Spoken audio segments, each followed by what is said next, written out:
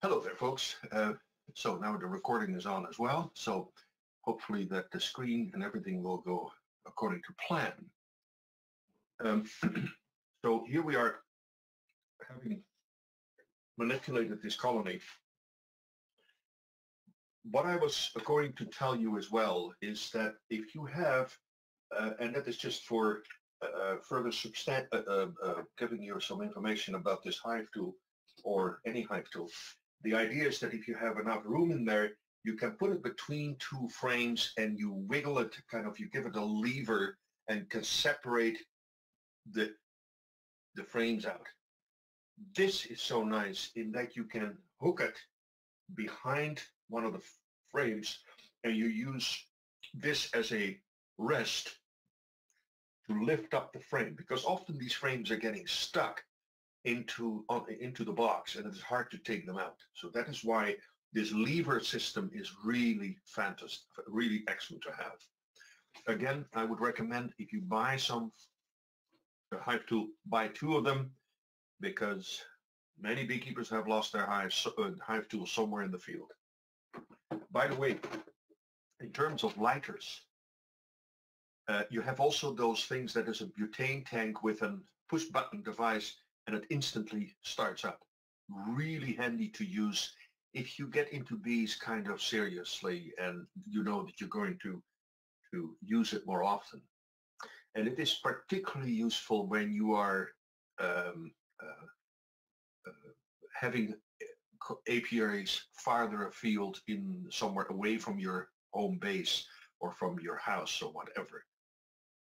And I can emphasize that simply because a beekeeper's kit, like a box with all your basic equipment, is really worthwhile. I recall when I was doing, was part of a research trial in southern Alberta, that was in the early 80s. I recall I was at that time working by myself and I had this truck and here Bald-Face Prairie, and I knew that way so many miles further up there was the apiary, and I had first gone to another apiary, or no, I was coming out there and I came to that apiary and I had everything ready, my veil, my smoker and everything else. No matches. My God, no matches. I tell you, apart from the linguistic expressions that I made, I had to drive miles and miles back to the nearest farmhouse in order to borrow some matches. So please be prepared before you steam and run out of the house to look after the bees. Get everything ready before you actually do anything, so that it's this frustration is, you save this frustration. So now your colony is on the way, and then you have to keep an eye on this. Again, next week I will talk about how you keep an eye on a variety of things. Your most important thing is to keep an eye on food reserves and whether or not there is brood development. And this brood development, again, don't worry about that queen. If there are eggs and if there are larvae, there is the queen. Okay? You will also then start to get an eye as to how good of an egg layer she is. If she has a brood pattern that is very solid and beautiful, then, you know, you're all fine. If there is a checkered appearance, kind of a here cell, there cell, and so on, and uneven, then there may be problems. There may be a serious disease problem. Again, we'll talk about that next week. Or the queen starts to fail. And the queen can fail because of various reasons. She may be injured, or she is getting old, or she is simply not up to the task. And when I say not up to the task is that we are importing a lot of queens from outside sources, all the way from New Zealand and Australia and Chile. And those queens are fantastic queens. These are excellent queen producers out there.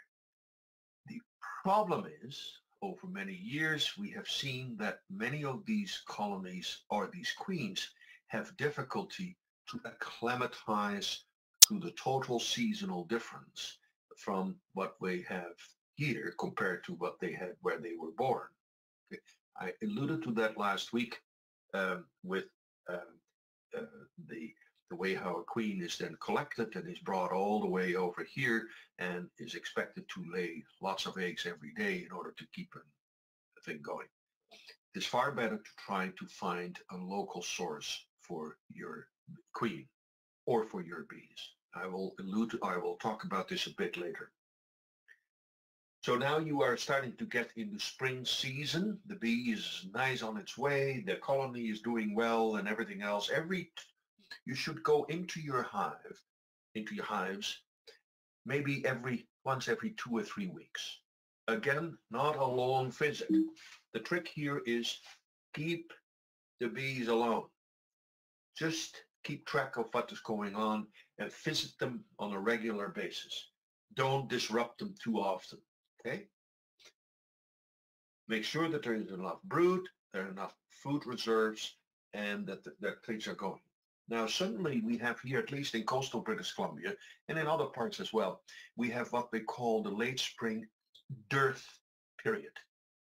And the dearth period is a very interesting and often frustrating event, whereby the first floral flush, if you will, has taken place, and you have was a succession of all kinds of flowering plants, from the pussy willows to the maples, and then the dandelions and the blueberry, and then boom, suddenly there's nothing available for about 2 weeks, or sometimes even 3 weeks, and the severity can be quite, the shortage can be quite severe. And then finally the blackberries come into bloom and things start to pick up again. So be careful about the dearth period. The dearth period sometimes sets the colonies back. And sometimes it also happens that they have overextended the amount of brood that they are developing, because everything was going full steam based on the food that they were able to take in. They put in a lot of brood, and then suddenly, boom, there is no longer any food available. And then as a result, you have that bees then sometimes neglect or are not able to feed the babies enough food, and they will start to go into a dip. And you have then often underfed brood or brood that is dying. And that often is an alarm for beekeepers. They say, oh my God, there's something wrong with the bees. And in some cases, you actually will have a disease develop as a result of it. Often that disappears again as soon as the blackberries come into bloom. So there are certain events that take place over the course of the beekeeping season that are not always equally good for the bees. Okay? So keep an eye on that. So in the summertime, the beekeeper actually has a little bit of time off. You don't abandon your bees. You still have to inspect them every 2 or 3 weeks, and particularly for diseases and pests. But in terms of correcting things, when you have your honey supers on, which ultimately will give you your honey crop, when that is going on, there is not that much you can still do. You either will make it, and the bees will make our productive honey source for you, or the colony is facing too many problems and it will never really become a productive unit for the season. Okay? By the time late July arrives and the first half of August, you start to get to the end of the honey season. Honey season means that, yes, by August the 15th, on average, it's not always the case, but on average, in the middle of August, the actual honey season is coming to an end. And a lot of beekeepers have been arguing against that, to that point. It is not an opinion I have. It's merely based on fact. I recall in my student years in the 1970s, when I did the trial runs, and we did a large scale, multiple years of studies on the nectar flow and the honey season here in the Fraser Valley. And the interesting thing is that by more or less, it varies from year to year, of course, and sometimes it is 2 weeks late and sometimes it is a bit earlier. But in the second half of August, you still have nectar being brought in. That's not the problem. But the honey that you eventually want to collect is actually only the honey that is the leftover from what the bees consume. Keep in mind that in August, this is when the population of the colony has come to its maximum. It is when the expansion has come to its zenith. After this, it's going to be a steady decline of contraction, of colony loss. Okay, so you have to see it as an expansion process over the course of the spring and summer season until the late August. And then after that, when the floral sources disappear and the temperature starting to decline, you will then have a steady contraction of that colony to smaller numbers all the way up to Christmas season. Okay. When you reach this maximum population in late August, these bees consume a lot of food. So they may still be accessing nectar sources, but they consume it as fast as they bring it in. That is to say, there is no longer a net gain. And that is the key here. The net gain will give you the honey crop. But if they consume as fast as they bring in, there's not any net gain. And this is exactly what happens in the second half of August. Why am I emphasizing this? For two reasons. A lot of beekeepers still think about this wonderful nectar flow, and there are nectars coming in. And therefore they leave the honey onto the colony so that they can collect more. Okay? The reality of it is that the weather starts to deteriorate, and in September you start to get into a key phase of transition from the summer condition to the fall winter condition. Okay, you want to get rid of that honey, take that honey off so that you can start to apply in September the winter preparations. You should not wait too long. There's also another reason. I don't know, I cannot speak for everyone, but most beekeepers do favor pleasant summery conditions to stand out there in the apiary and handle the bees. You don't want to be mucking around in an apiary with endless rain and cold weather and wind and slush and everything else and do things on your bees. The bees get nasty, they feel unhappy and whatever. Take advantage of the beautiful summer season and do your thing by taking the honey off in August. Okay? Another reason is that in August, and I will repeat this next week, there are some key activities you can or must do for disease control. And that disease control is far better to apply and is more effective when you do that on the warm conditions rather than on the lousy weather conditions. That is why late August is a real key period. Okay? You take your honey off and you then get your hive down again to either 1 or 2 boxes. It can be a crowded place. Don't worry about it. In fact, sometimes so crowded that after you've taken the honey off, that the bees don't have barely enough room inside, and during the height of the day when it is warm, the whole pile of them are sitting outside, puffing away and just sitting around doing nothing. Don't worry about it. That's all just fine. Crowdiness, and certainly at that time of the year, there's nothing wrong with it. Okay? They will not swarm. Some beekeepers ask, well, are they going to swarm? No, they won't. Because instinct tells them that if they start to swarm in late August or in September, there's not a chance for this colony to establish itself, this new colony to establish itself somewhere in the shrubbery or in a hollow tree or whatever, because the cold weather is going to be knocking on the door too quickly. Besides that, most colonies will not produce extra queens in August. It's against their instinct. Okay, against their instinct. Now we are talking again about August queens. Last week I mentioned something about August queens. What did I say? Well, our New Zealand beekeeping friends, or Australian beekeeping friends, or Chilean beekeeping friends are, in order to satisfy our spring market, the demand for stock in our springtime, okay, they produce August queens. August queens. August queens, that would be the equivalency of kind of February, March.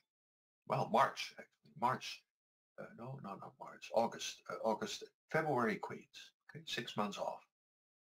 Okay. We would have then basically August queens when bees in the southern hemisphere are starting to get ready for winter. Okay, or for their winter season. And in order to make these queens successful, they have to mate with a bunch of drones. Well, these drones are kind of, they're kind of picky. They don't have much of a sex drive when the weather is too cool. So you not only have to have pleasant weather conditions for them to have sex, but also they have to be sexually mature enough to know what they're doing. If you just have drones that are too young, they're kind of not knowing what to do. So they have to be mature, and that takes time. So they have to raise their drones in July, okay, in their season, their July season, which of course is January or something out here.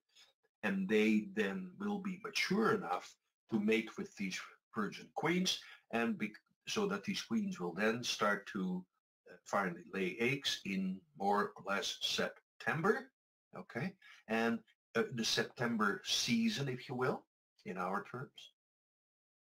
And then these poor girls are yanked after they have proven to be successful. They're yanked out of their lovely nest and go through this horrendous trip all the way here to Canada and or the United States, and particularly here in Canada, where the temperatures are often still low, and in the prairie provinces in particular, when they arrive there in April, you often still have half a snowbank and cold conditions. They're dumped into a box with some extra feed, and these bees are expected to start to be productive. Well, that is an enormous amount of stress. I think I mentioned to you the last week that some 30 years ago almost, in 1991, the University of Guelph did a comprehensive study as to what was the outcome, the destiny of queens that were imported from New Zealand at that time, and what happened to them. And they discovered that 60% of the queens imported from the southern hemisphere and brought to Canada and introduced into Canadian hives, they would be superseded by the bees. In other words, would be replaced by the decision of the bees within 3 months after introduction. So your imported queens become expensive. And that is the reason why I recommend for you that are living out here in British Columbia particularly, that you basically access domestic stock. But we don't have the climatic conditions to make it successful for getting queens in April or May. We have to wait until June, because by that time the domestic producers, the breeders, will have had enough time and reasonably good weather to produce maturing drones and to produce the queens, to get them properly mated, and they are all then ready to go in and around June the 1st. Okay. If you have existing colonies, you may just need a queen, and that is fine. If you need bees and the queen, then you would have to order a nucleus colony. Okay. What is the difference between a package and a nuc? A package is basically a box or a container that contains bulk bees, about the equivalency of 2 pounds of bees. I mentioned this last week, or an equivalency of about 1 kilo, okay, which is the equivalent of about 8,000 bees.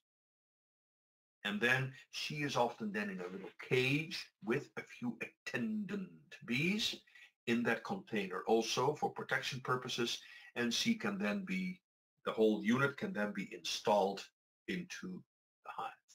So if you have a package that comes all the way, let's say from New Zealand, you can get that delivered in April. But particularly for you new beekeepers, my question is, why would you do that? Why would you bother to have your equipment sitting in the backyard out there, and now you have a bunch of these bees sitting out there shivering away at cold, and you as a new beekeeper will have to worry continuously because we have often lousy weather all the way up to and including May, and it is only in June when things start to get better, and even then we can often have an enormous amount of rain. You know, really July is often the time when finally summer kicks in a full way. And before that, we sometimes have challenging weather conditions. Now, challenging means that the bees are dependent on your care and attention to stay alive and to stay productive. Why would you want to go through all the misery and the agony and element of uncertainty to have these bees going from April all the way up to June or July? Instead, let the breeder worry about it, okay? And you order a nucleus colony instead of a package. And what I mentioned earlier, a nucleus colony is essentially a full normal functioning colony, except it is a small one. Special boxes are made for that with 4 or 5 frames, okay? And you have a frame with brood and the queen, and you have some frames with an empty frame, plus a couple of frames with food reserves, a bit of honey, a little bit of pollen, and so on. And this small, fully functioning colony is then sold to you as a nucleus colony.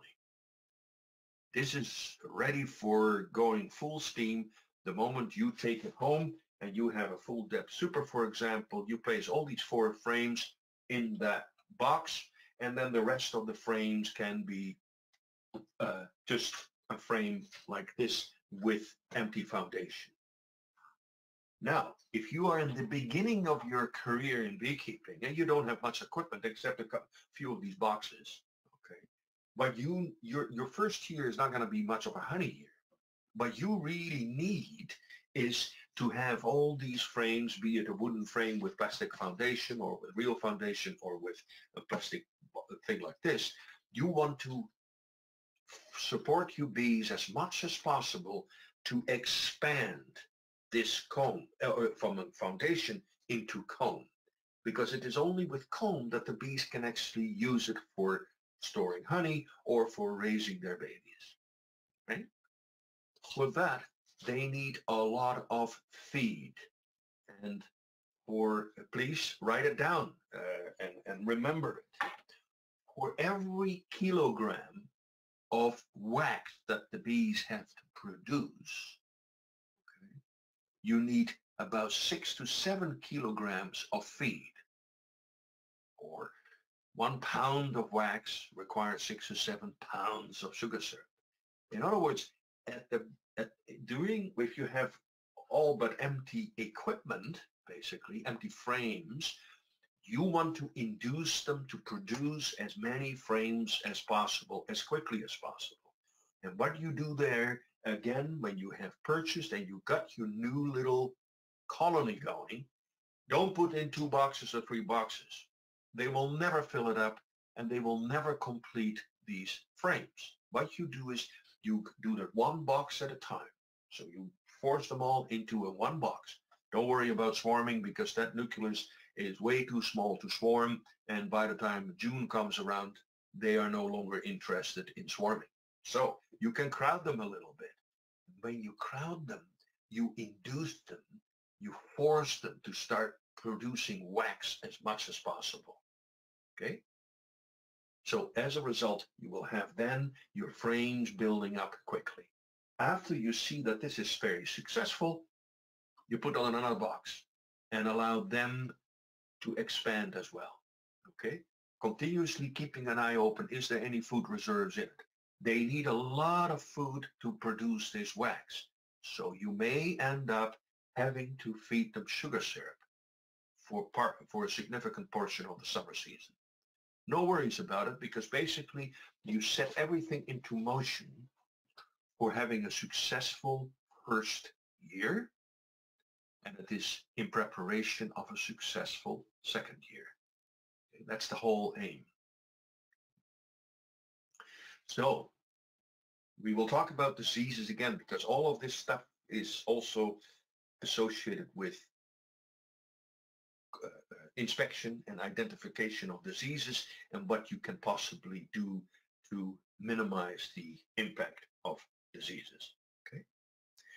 I think I've covered most of the topics here, and I have been talking a lot ad lib, so I don't remember exactly what else I had to cover. I will probably have a bit of time now to answer questions if there are any. Maybe all of you are. When does swarming? Oh, sorry, the question here by Andy. When does swarming season start in the Lower Mainland? I want to split my hive before swarming season starts. Good question. I would recommend, again, the bees have a natural tendency to start producing girls in and around April and May. That's more or less the season. So again, the balancing act, too crowdy or not too crowdy, keep them warm and so on. And it is at that time that you will have to start looking for swarm cells. Now, if you say, hey, I have already one colony, but now I want to have a second colony. Well, you don't want to have them swarm, because that means that you lose a pile of your bees. Instead, you can create what we call an artificial swarm. You can basically decide, I'm going to split the colony in two. Or if it is an unusually large colony, you can also split it into oblivion. Whoa, what does that mean? That means this colony is so good and so strong, I might as well just have it is strong enough to be split into 3 parts, or maybe even in 4 parts, so that you have nothing left except 4 small colonies. Okay? This is only possible if you have already some comb and frames with comb, so that the bees are not just going to sit on empty equipment. And in order to do that, what you can easily do there, you can do it either one way or the other. You can allow the bees to raise their own queen. But you don't want to do that in the hive from where the queen is already, because then they may swarm instead of you taking them off. So what you could do is you take, essentially, you have a small box, a new box, and you take, let's say, a frame, and you look at a few frames of brood frames with nice brood pattern, and you place that into a new box, right next to it. Okay? And you don't have to worry about, so anyway, make sure that you have bee brood in there. And most importantly, make sure that you have brood that is capped brood. Because capped brood means these are bees that will emerge fairly quickly, fairly soon, okay? And they are critical in looking after future brood. Okay? You need young bees to look after brood. They're called nurse bees, nursing bees, nurse bees. Okay, so you transfer that over into your new box, and it only has to be one box. Don't put any kind of fancy doodle stuff on top. It all to be reasonably crowded and warm so that they can expand as quickly as possible. You put in 2 or 3 frames of good brood and without a queen, and you just close the hive. Make sure that you have enough feed in there, and with the brood that there are also eggs. Okay, because with the eggs, they will make their own queen. You can do it that way. But some people say, well, hold on. If they do that and they have some eggs in there and the first larval stage, it is when they have in the first larval stages, day 3, okay, that is when they can still make and transfer a normal egg that is destined to become a worker. They can still transfer that over into a large cell, give them that superfood called royal jelly, and make a queen out of that. So, and in day 3 or so, they could then select one, and then 13 days later, on day 16, the queen will emerge. And then she still has to be mated, and it takes a couple of days, assuming the weather is good enough. Okay. And after the weather, then a couple of days after that, she will start laying. So you're talking about a total time frame of about 21 days, roughly, or 3 weeks, that you actually have no queen inside of this new colony. Are you with me? This may well be too much of a loss of time. So what often beekeepers do, they say, no. I'm going to basically split, make sure that there is plenty of bees still in the old colony with that queen. I'm transferring a bunch of brood frames over, and with feed and with enough reserves, and I order a queen from a breeder. That may cost you $30 or whatever it is, okay? And then you are, and that queen is of course always mated, and that one you will now have to introduce to your colony, to the new colony. How do you do that? Okay, so you have a couple of a queen you can buy that is often, this is just a sample here, that is consisting of a little queen cage, okay? And that is mostly, there are different types, but this one is also made out of wood, and there is a wire mesh front, okay? There are even some dead bees in there. And then there is, at the end, a hole in it, or here they even have put a plastic tube, okay? Very nice, okay. It is all closed off. And so this is what you get in the mail, or you get it by courier service, and here you have your living queen. So you cannot just dump your queen in there, because the bees will not recognize her, and they will kill her, because she is suddenly a foreign queen. They don't accept her. Sorry, let's pretend that this is the brand new hive, okay? Sorry, I'm drifting out here too quickly. So you have your one box wonder. It is your new colony, okay? Also put an entrance reducer in there, because this is a small colony, and you don't want to have too much cold air, whatever. So here you have this queen. This is sealed off. Make sure that you make sure that this seal stays in there. Some beekeepers, lazy beekeepers, sometimes put in fondant, basically a kind of a thick, sugary, putty material that they put in, and say, you know what, I just put it in, and then the bees will start chewing away at it, and eventually they empty the tunnel, and the queen can release herself. Don't be tempted to do that, you know? And the reason I'm so against that is because maybe at room temperature, the fondant, the putty sugar material, may be quite stiff and fine, but the room temperature, or the nest temperature, it's much warmer, and it may liquefy enough that within hours, this fondant is eaten up by the bees, and the queen is exposed. And you have then a huge risk that the queen will not be accepted.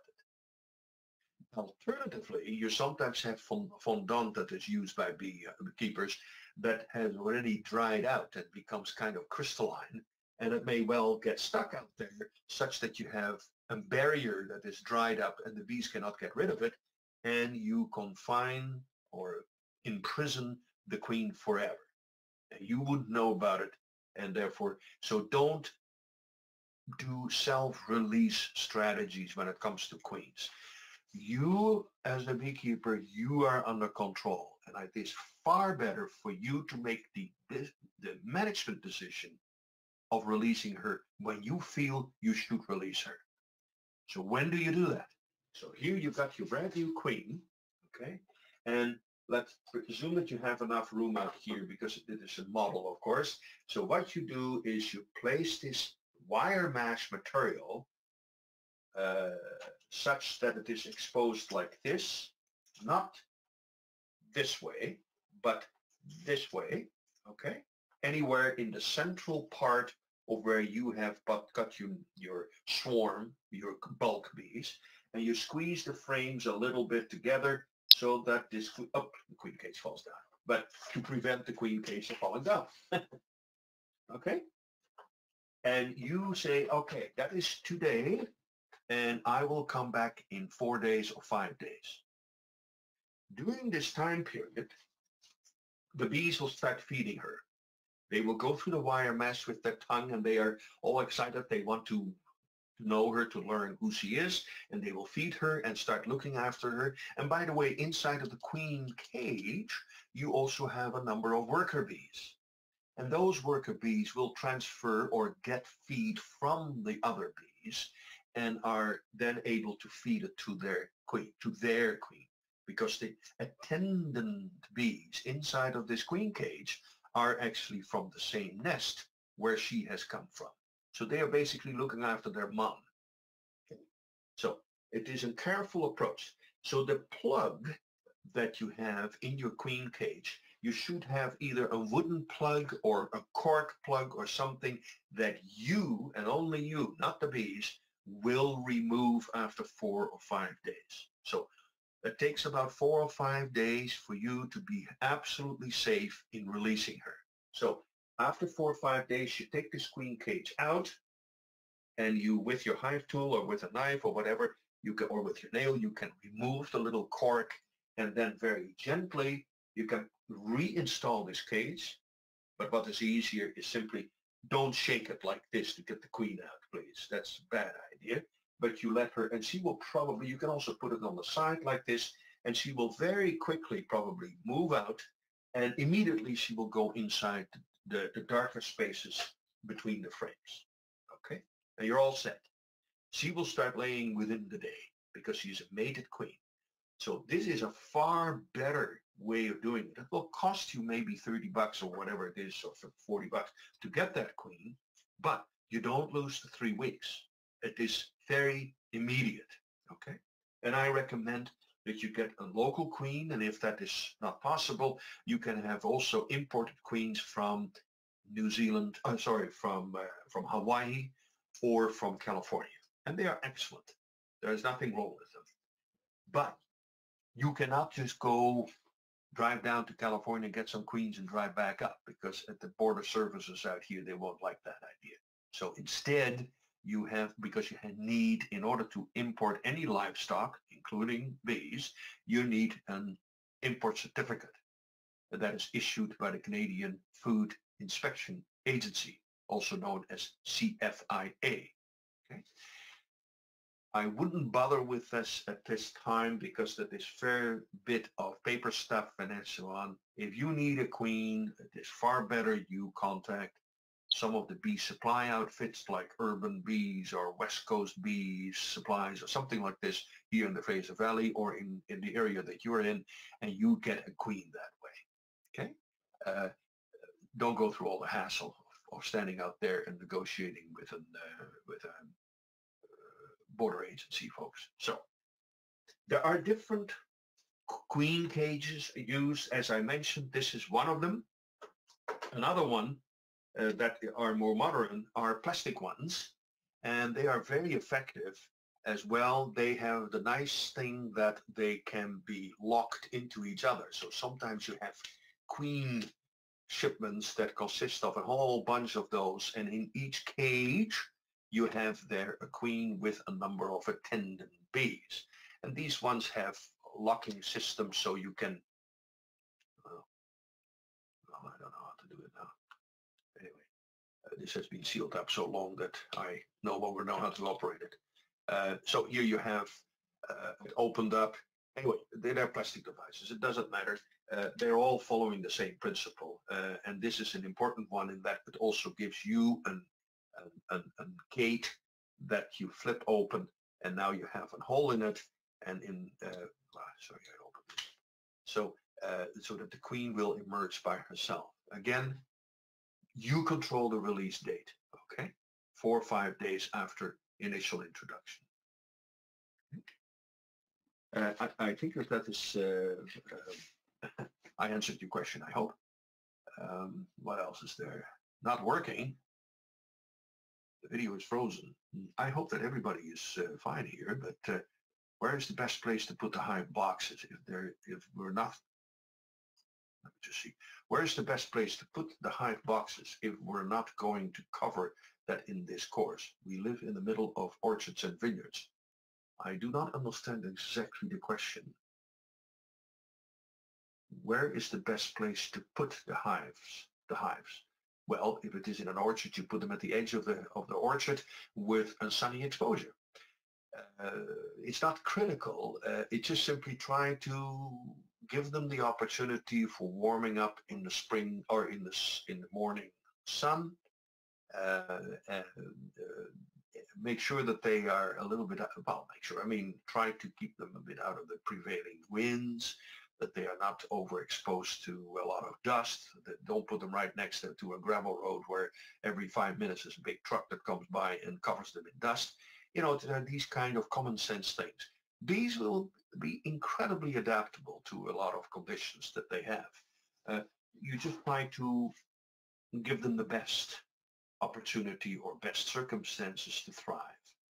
Another thing is, when I think about this, about orchards and everything else, and vineyards, it sounds to me like the Okanagan, make sure that they also have a water source available. Bees, yes, they collect pollen and they collect nectar, but they also collect water, and a lot of it. When you have an apiary that you place somewhere, people often forget that if they don't have water, they start to go to the neighbors who may have a swimming pool. You can imagine what kind of situation that is. And I know this because I often get called by highly irate people that are accusing whoever it is nearby that their bees are in my pool and do something about it, this kind of stuff. I would suggest, you know, the preventative approach is so much better. So as soon as the season starts, provide the bees with a water source. And that doesn't have to be a fancy doodle water source. What it could be is a garden hose that drips very slowly into a tray or into an inverted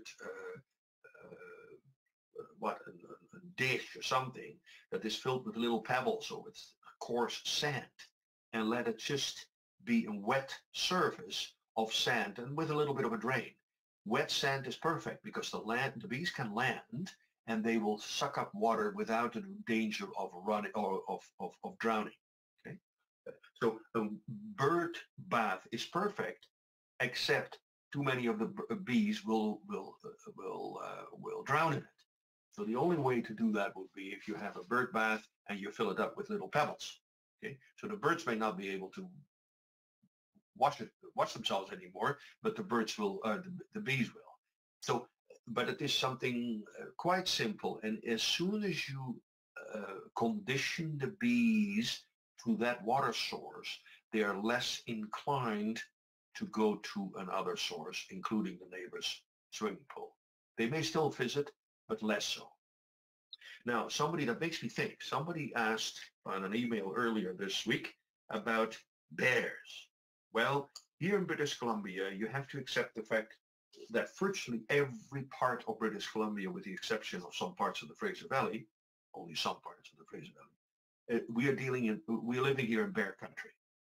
And bears are attracted to bees, not because of the honey, as the pictures would show, but because of the bee brood. This protein, that's what they're after.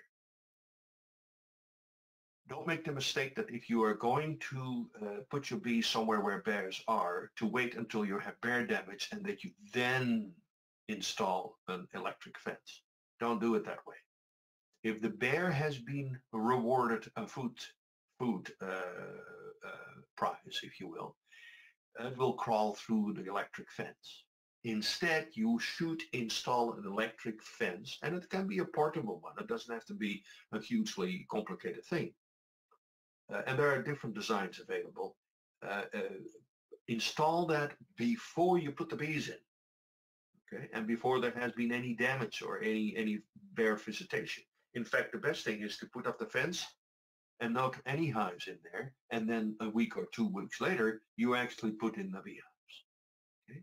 And make sure that you have then typically, according to the principle, that you would have a wire, a live wire, a ground wire, and a live wire. And in that case, there is maximum coverage. Now, if you know that bears are around, you may also deliberately attract the bear. Why, you would think? Well, the problem is this, that if there are bears and you know they're going to visit, they may try to crawl underneath the live wire. Instead, what you could do, you select it. If it is in a forested area, you know that where the bear comes from is most likely at the forest edge that is the closest to the fence or closest to the apiary. That is where the bear will kind of explore. Can I go? Can I not go? Is it safe? And so on. That is where they will come out. Okay? Now they come and approach the fence. It is in that area where you can put in chicken wire on the ground. Okay, so that you have a metal pin into the, you drive that into the ground, you have maximum high quality grounding. And then you have the first wire is live, second wire is ground, and the third wire is live again. So what you would do is you have a piece of, not string, but metal wire, and you attach, let's say, a can of sardines, and you punch in a couple of little holes. So it will drip, it will smell of lovely fish, and it will attract the bear. Why would you do that? Well, the difference is this. A bear has a lot of wonderful black fur and will, if it is determined enough, will go and crawl underneath the live wire, even though it may get a few dolts. It will know that, boy, there is some good food out there. But if you put in a little can of, your sardines, now suddenly you entice the bear to touch that can with its nose or with its tongue. And it is a totally different experience for a bear to have 5,000 volts going through your tongue or your nose than if it goes through the shoulder. So that the association for the bear with being zapped at the tongue or the nose is so severe, it doesn't hurt to be the bear. It just creates a massive shock. The experience is so negative that it says no more interest. Okay, so that is why you can really condition the bear never to come back into your apiary. Okay, that was only a suggestion. But please be aware that virtually everywhere in British Columbia, with a few exceptions, you're living in bear country, and if you are placing your colonies in a secluded area, presumably for fireweed or something up in the mountains, that's great, but make sure that you're prepared. Okay? So, another question. Oh dear, lots of questions. Have you seen the trainer pen that you can demonstrate safely with? More up to date than that example. Yeah, see, Anne, thank you. You are an RN. No, I have not. A trailer is perhaps available for the latest in terms of EpiPens. I don't want to dispense too much information or medical advice. I certainly wouldn't about the use of EpiPens and whatever. For anyone who wants to know more about it, I would recommend that you perhaps search for more information on the internet on the use of EpiPens or the latest models. But thank you, Anne, to suggest this. Why are the bee suits all white? No, they're not. There are some beautiful ones that are in olive green, and there are others that are kind of a beige yellow color, and so on. And if you really like another color, you can go right ahead. However, it is recommended to have your coveralls to be light in color, rather than dark in color. So you can go to Canadian Tire or to Mark's work warehouse or whatever, and you can get your dark blue coveralls or green coveralls. That's a bad idea. Why? Well, bees are such that anything that is of very dark appearance, that may in their eyes and in their limited mental capacity be interpreted as a bear, okay, is seen as a threat. So you don't want to appear as a threat. And that is actually one of the reasons why we do not recommend anyone to wear fleece jackets or anything light in color or dark in color, doesn't matter. That fleecy material that is in hair, it gives the bee an impression as if it is in hairiness, it's a fur. It frightens them and it will cause them to become unpleasant. Okay, so that's why we tend to wear light colored material. In the height of summer and in the spring, they probably don't care very much, because I have worn quite often, just a sweater, or not a sweater, a t-shirt or a shirt like this in the bee yard. I have my veil on and they don't care what color it is, as long as it is not too dark. That's all what I recommend. Some beekeepers in Victoria use peppermint spray. Thank you very much. That is a wonderful question.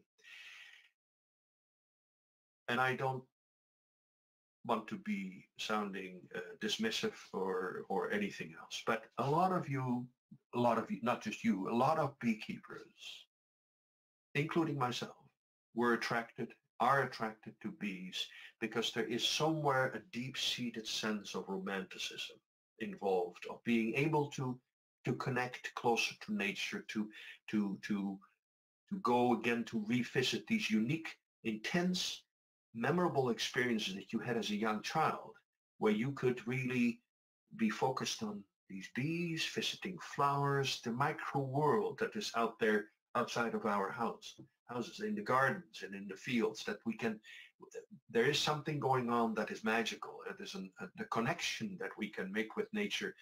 Bees can facilitate this desire superbly well. Okay. So over the years, particularly when you grow up, we have often these romantic ideas about, we want to do things that are good, that are healthy for the bees. Everything has to be natural. Well, if everything is natural, I can almost guarantee you that you will lose the bees. The bees are today subjected to an enormous number of diseases and pests that will kill them. And therefore, we are no longer just controlling bees and diseases. What we try to do is we manage them. We try to minimize their impact or their presence. So for that, we use a variety of products to control that. You can certainly, and the aim is, and I will talk about this next week, it's going to be a long day next week, about integrated pest management. And that is a management system that is not free of the use of control products or medicines or drugs or chemicals or whatever, but it allows you to minimize the use of it. In other words, to be running bees as clean as possible. Unfortunately, there are also quite a few people that have come into bees with very wonderful idealistic convictions that are often not based on fact, not based on science, and in many cases cause extra suffering of the bees, and the ultimate outcome is that the bees die.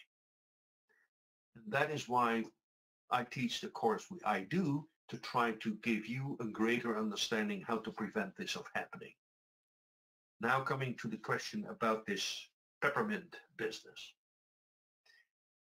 In the 1990s, when it became necessary to start using some chemicals to control, particularly the varroa mite, which is the big problem here, and we're talking about that next week, as an alternative to chemicals, and some of these chemicals, not all, but some of these chemicals, particularly the proprietary chemicals, the ones that are special formulations and so on, are by definition nerve poisons, okay? And to minimize or not use those, people have gotten into this thing for, well, what other things can we use? Volatile agents that cause the mites to die, and while the bees are all happy. So there was an upswing in the interest for a variety of products that collectively were called essential oils. And unfortunately, among a lot of beekeepers, there was a misinterpretation of the term essential oils, because there is nothing essential about them from a nutritional perspective. Nothing. But it is actually a bastardized form or a poor translation of the French word essence. Okay? And the essence are basically oil extracts. That is different from something essential. So that is a variety of these natural oils, such as peppermint oil, spearmint oil, thyme oil, tree tea oil, or tea tree oil, a number of the other ones. Okay? Now, at the University of Simon Fraser University here in Burnaby, close to Vancouver, they have done a lot of research on this and other research facilities worldwide on the assessing the efficacy of any of these agents. And some of them actually promised to be quite good, to be of potential benefit. Thyme oil in particular. But peppermint oil, spearmint oil, all these things did actually offer some protection. But that protection was about maybe 5 or 10%. That is to say, you can manage to control about 5 or 10% of this deadly mite. And that is fantastic if you're happy with 5 or 9 or 10%. What I, as a beekeeper, would be worried about is what happens to the other 90 to 95% of non-efficacy. At that level, I can guarantee you that the bees will die. So why would you take the risk to apply something that is so marginally effective? Yet it's expensive. And you cannot apply oodles of quantities of, let's say, peppermint oil or some of these other volatile agents, because you may end up turning your beautiful honey into a cough syrup simply because you put so much of the stuff in. It just is not worth the risk. So I really would recommend people don't even think about it. I would recommend good management practice and a minimized or a minimal conscientious use of approved mite control and disease control products in your colonies. Okay? Again, a topic we will discuss very well next week. Okay. What makes good smoker? Well, good smoke. There are many on Amazon. Oh, there are a lot of things on Amazon. I tell you, woo. It depends on what you put in the smoker. And by the way, again, also here, by extension of the peppermint oil, some people have decided to put in all kinds of other esoterical products in there from certain floral sources or even cannabis and everything else. Well, you know, the bees are not going to be affected in one way or the other. The point is that what you want to do is not go beyond what smoke is all about. That is to cause them to put their heads inside of the honey cells so that they start feeding, and to disrupt their alarm pheromone communication. That's all what you do. Smoke will not give them a nutritional benefit or a high. Yeah, maybe they do. I don't know. You get a whole bunch of lethargic and lazy bees who think it's all very cool. And you may take advantage of it too as a result. So I would just suggest use burlap and everything else. A smoker of this design, similar to this, is the best to use simply because it is large enough to keep a fire or a heated material going for quite some time. I have here another, you see that, well, you cannot see it, but anyway, yeah, you can see this little device there. It is a smoker where you put in tobacco, and there is a valve, valve, and then you have a, I can See, there is a stem that you put into your mouth. Well, after half an hour of having that in your mouth, you not only have a smell around your face with smoke, but it is your teeth are starting to hurt because this thing is quite well, unpleasant, and it lasts only for a short time. So you have different wacky designs of smokers. This came from Europe, but this design is by far the best. I would recommend that some of this has a guard around it so that you don't burn yourself easily. At the end of your visit to an apiary, what do? You open this thing up, and if it is not too dry, empty the fire chamber. If you cannot do that, very effective. If you have an old brandy bottle or a whiskey bottle with a cork that fits right into this, you just put that as a plug in there, and you cut off the airflow, and then the fire will stop fairly quickly. You don't want to put water into this thing because then you have a very soggy, dirty smoker. Okay? It brings me to the other thing as well.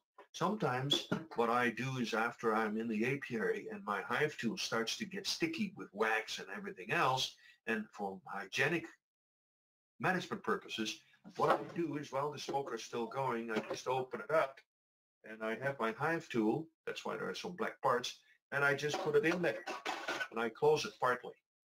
Okay? Let it sit there for a few minutes, and boy, that temperature is so high that any bug that could have been on this hive tool, done. Okay? Now you have a nice hot hive tool, you take it out and you wipe it in the grass or you stick it into the sandy soil, and you have a gorgeous hive tool that you can work with in the next colony. Okay? Go into this habit of continuously cleaning things. Also, after a full day of work in the bee yard, when you come home, you take your coverall off, wash it, because you have all kinds of other deposits on there, from wax plates to a bit of propolis and wax and everything else. And if it is a colony with disease, you will transfer that over to the next one. Okay?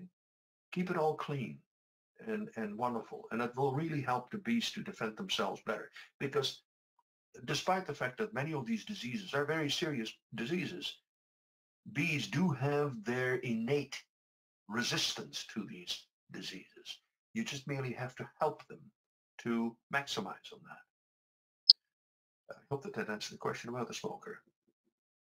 Oh, I use white kitchen gloves, no less, from the superstore. Then I can throw them out and wash them. Leather gloves are useless. Well, that is very true. You can wear these kitchen gloves, these rubberized gloves and whatever. Personally, I don't like it at all, any of these gloves, simply because I find them too sweaty and they become unpleasant to wear. But for those of you who would like to have this comfort, by all means, there are many different ways of managing beehives. It's just simply, I like the cleanliness and the dexterity that I retain with bare hands. Yeah, that's more exposure, but so what? Is there a value in smoking your hands before opening? Well, it depends on what you're smoking. No, there is none whatsoever. Clean hands, washed from your jerry can or from your jar, your jug, that is just fine. You have nice dry hands or whatever. You don't have to smoke your hands. It's fine. I can see where you're coming from. It is probably by saying if your hands smell smoky, the bees will stay away. Yeah, you can do it. I don't think it makes a damn difference. Please remember that bees are moody at times.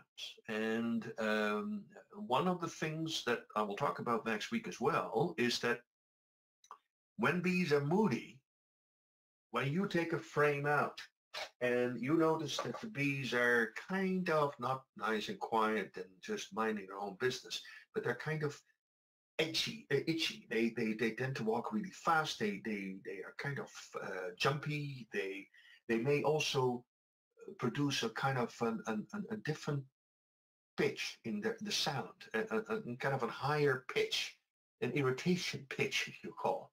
If the bees are content and they have a good queen and everything is peaceful and everything is wonderful, you hear this soft hum coming from that colony.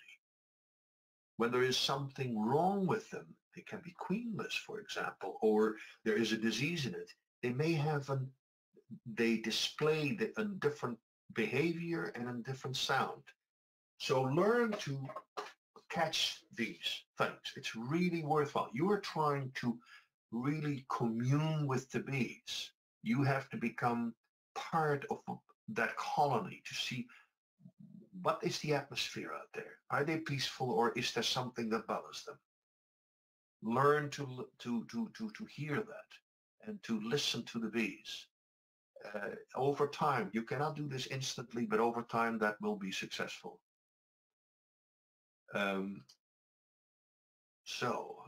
Is there how much room between hives? I presume that you meant the space between them. Yeah, you can put them right next to each other if you want to, or you basically put in 2 feet different distance so you can stand in between. Either one way or the other. Doesn't matter. Okay.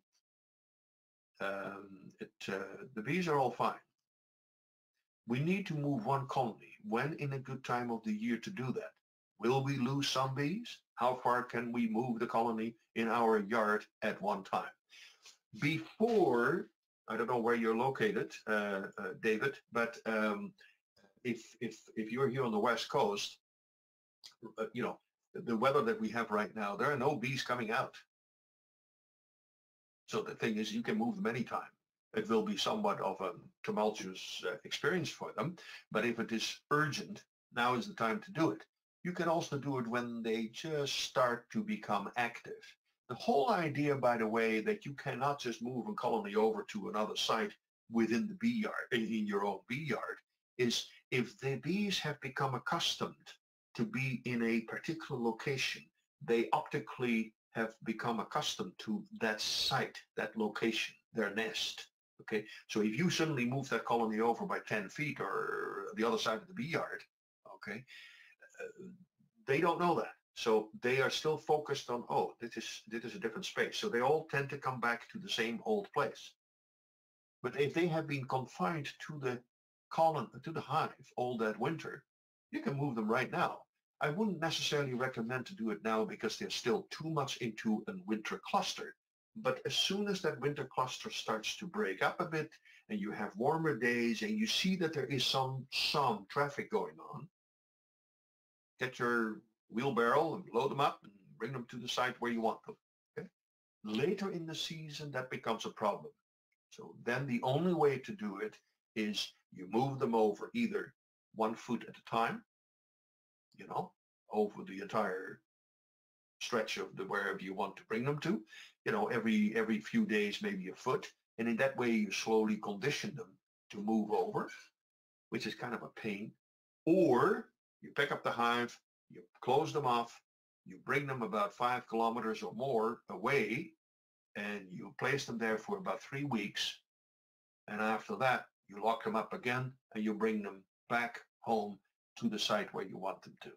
Why 5 to more kilometers is because that is outside of their foraging range, so you don't have all kinds of foragers coming back straight to the old site. Okay?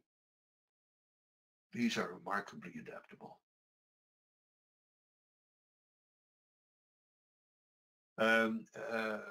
Augustos from Argentina is asking about, he is in a very tropical hot area and would like to know, how do you prevent overheated hives? When I used to live in East Africa and ran bees there, these were African bees, we had no beehives were out in the sun. They were all in the forest canopy.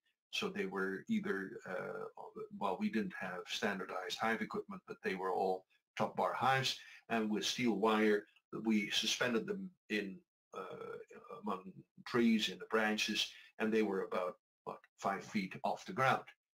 We made sure, particularly in that environment, a tropical environment, that the wires for which the hive was suspended was heavily greased, so that it prevented the ants to move in. Okay, because the ants are the big problem in the tropics. If you have conventional equipment, you make sure that you put 4 old cans and you put that with a little bit of diesel fuel on 4 legs, and you place the hive with legs into these cans, so that the ants cannot go across that oil. And with diesel, that doesn't evaporate as quickly as gasoline or whatever. So that is my recommendation.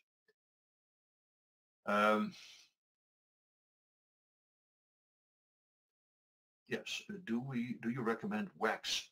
Do you recommend wax dipped? Wax dipped what? I'm not sure what to be dipping what. With top bar hives, yes. With top bar hives, you tend to, most of you won't run top bar hives. So in that case, don't worry about it. You can read up on that in the internet. I'm sorry, I don't know do you recommend wax dipped? I'm not entirely sure what is to be dipped. So I'm sorry. Oh, now I know. The second. Wax dipped, meaning instead of painted hive bodies.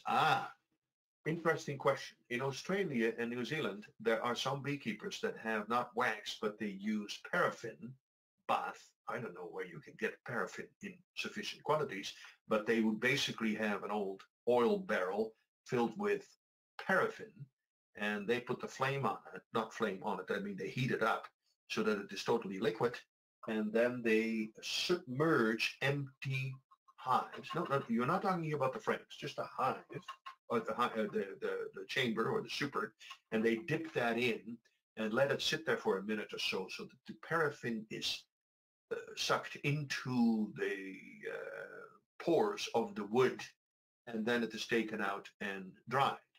And it creates a bit of a gray film onto this treated wood, and it lasts a very long time. Yes, it's perfectly fine. I don't know how expensive it is.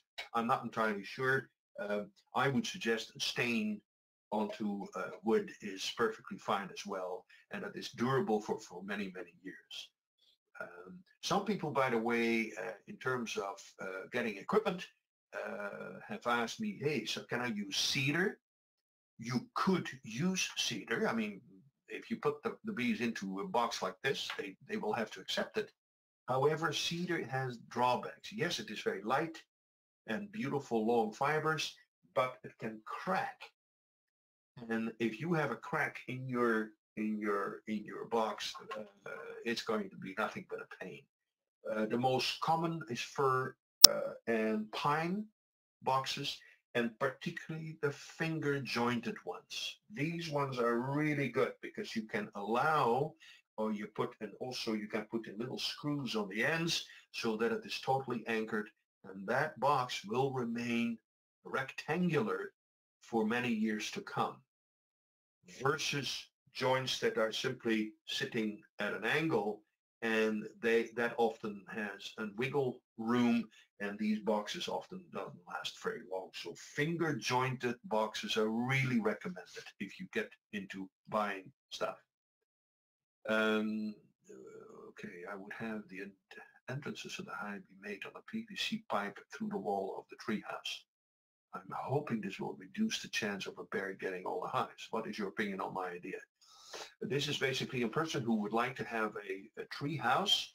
I don't know how, an existing tree house, okay, with a door in it and two functional windows. Yes, you could, bears are remarkably effective in getting into a structure even if the windows and the doors are closed. So don't count on that too much. But the idea is that it's a tree house, presumably up there somewhere, and the bees can get access to their entrance and exit through a narrow pipe, PVC pipe. I'm not sure why that is necessary. If you have in the wall a slit of maybe 2 inches high and a foot wide, the bees can go back and forth without you fidgeting around with PVC piping. I am not entirely sure I would be in favor of having a tree house up in the tree, because every piece of equipment you have to drag up that darn ladder in order to get there. My God, it's a lot of hassle. But, it's a romantic thing, and certainly it could work. Why do loaded bees fly faster than ones leaving the hive? Cicely is asking, webinar 2, bulletin number 1111. Why do loaded bees fly faster, 50 miles an hour, versus the ones leaving the hive? I couldn't answer that question. I do not know. Depends also whether or not they have to fly against the wind or with the wind, or if they have to fly upwind or downwind, or uphill or downhill. So I just couldn't answer the question. Does a flow hive make the bees lazy?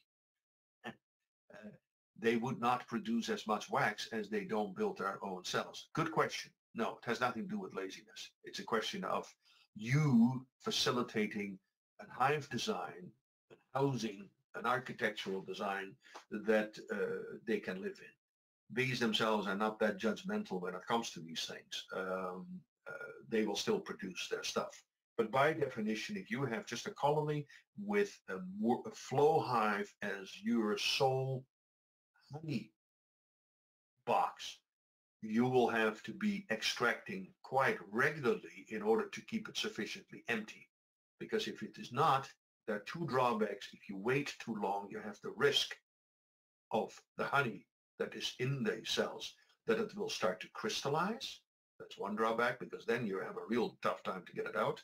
And the second one is that they run out of space. So the bees will have to be being enticed to put new nectar in every time, so that you have to keep the cells fairly empty. So you have to harvest regularly, but that gives you a lovely honey pot every few weeks, perhaps. I don't know, depending on the location of it. Space bars, are they of any use? Oh, what do you think about space bars? Space bars are those that are here at the end of the top bars on the inside of the box, that you have a metal strip and you can hammer them in on the inside, and they give you the precise distances of where to put the frames in. I hate them. They are a nuisance. I have no idea why anybody invented them, because it gives you this lovely organized approach to it, but it is a real pain, because these things often don't fit properly in relation to the frames. I have a rather more kind of a freer approach to it all. I told you earlier, I prefer to have 9 frames instead of 10. But if you can also get space dividers in there that have 9 frames, but you may not necessarily do that, because then you start to rummage around with the bee space, giving them too much space and run the risk that they're going to build bridges between the frames. I rather have the flexibility of adjusting the frames according to where the cluster is. And why spend the money on the iron spaces? It's a pain. It's a real pain. Don't do it. Don't do it. Anyway, unless you try to sell them to other beekeepers. Good luck. But what would you do if you saw the queen on the inner cover? Good question. So here we have the, well, I don't know what the darn thing is now. I did something with it. Oh, here. So I'm lifting this up, and oh dear, the queen is up there. So what you could do is you can put it back again, or you load it up here, and you very carefully, you rest your hand onto a surface, and you grab her by the thorax. So that is the midsection. That is where, never touch her abdomen. This is the softy doodly part where she has her ovaries. That is her egg-laying apparatus. You never touch that. But the thorax is the midsection. That is the powerhouse of insects. That is where all the muscles are to power the flight, the wings and the legs. That is where everything is very muscles. You grab her there, or alternatively, resting your hand, you grab her by one of the wings, and you very carefully put them in between one of the frames. She will immediately walk down. She is what they call photo negative. She shies away from the light. Okay. Boy, it is already 12 o'clock. My apologies, and I see that it is now starting to infringe upon your Saturday. I will still answer some of these questions then, not verbally, but then I will then send them out to you by email, or answer it in this way. If in 9 frame, will there be issues with cross comb? No. If you only have 9 frames, will there be issues with cross comb? There could be, but I would recommend that mostly the bees, you will notice that the bees will leave the outsides. They don't care about that. It's lousy temperature there and whatever. So what you do is you basically give that a little bit more room and kind of accommodate the rest of the frames to honor the bee space, okay? So it is only the very outsides where you give them a little bit of extra space. It's all very easy to do, okay? I think I missed this info. What time should the outside temperature be to do this first spring inspection? I would suggest wait until the temperature outside is something like 12 degrees, 15 degrees, somewhere in there. And do that typically at the warmest time of the day, which will be at about 2 o'clock in the afternoon. And then you just go quickly and do this stuff. Don't linger about for a long time, because the longer you leave the door open, the more heat disappears. Okay? You do it quickly and effectively, and that's it. Minimal amount of time in there just to check on whether everything is okay. I think we are at the end of our lecture out here. What I would, I will still go through some of these questions and I will answer them by typing in the answer, and I will distribute that to everybody in my response. I hope that this was an interesting session for all of you. If there are any burning questions, feel free to email me over the course of the next few days. And please be aware that next week we will be talking about the all-important issue of diseases and pests. And this, unfortunately, is a significant component of today's beekeeping management. And so please attend it. And this will be quite a long session as well. I wish you all a wonderful week, and I will see you next week. Talk to you later.